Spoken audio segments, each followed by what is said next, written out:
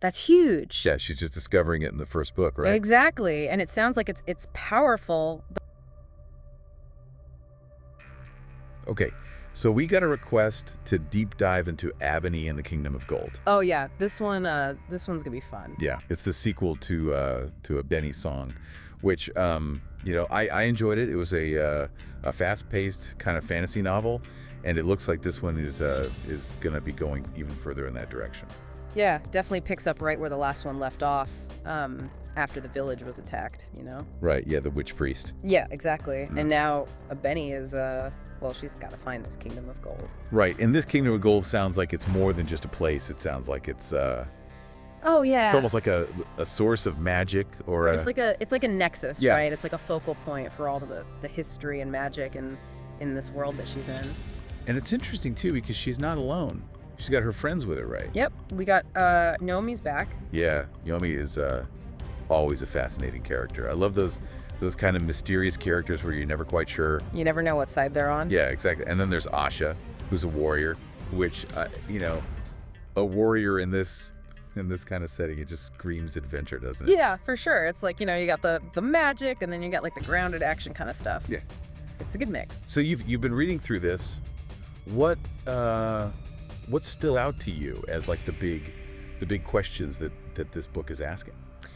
I think it's really all about Abeni herself. Yeah. In the first book, it was about her village. This time, it's like she's got to figure out who she is. Right. What is her destiny? Why is she so important? That kind of thing. And then tied into that is this Kingdom of Gold.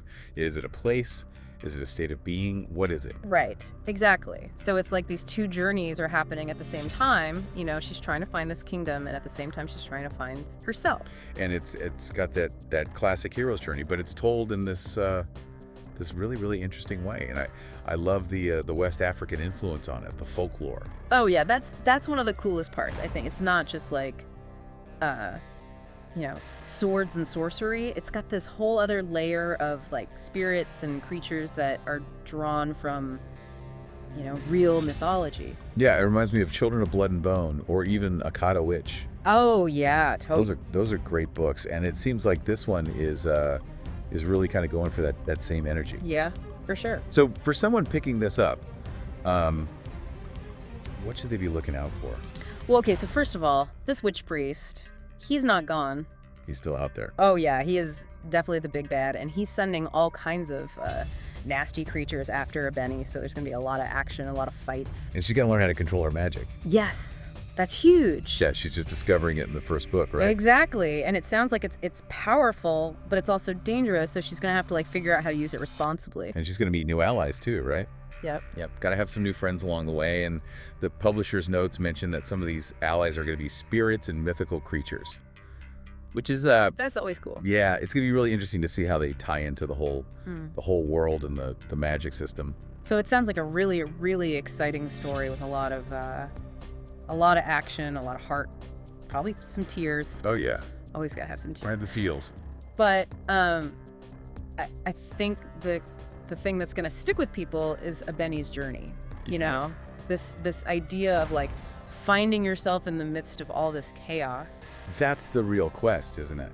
It is like the Kingdom of Gold. It's a place, but is it also a metaphor? Maybe it's a metaphor for like her full potential or something. Right. Yeah, and I think that's something that readers are going to be really thinking about as they go through this. Yeah, for sure. So if you like your fantasy fast-paced with a lot of heart and a lot of magic, Abeni and the Kingdom of Gold might just be the book for you. Definitely check it out. And here's a final thought for you all to consider. What do you think the Kingdom of Gold really represents? Is it just about power, or is it something more, something deeper, something about Abeni herself? Thanks for joining us on this deep dive. See you next time. Grab Abeni and the Kingdom of Gold by Djèlí Clark, now on sale for $13.95. Don't miss this chance to build good habit and achieve remarkable results. Buy now, today. Like and subscribe for more Bookhaven podcasts.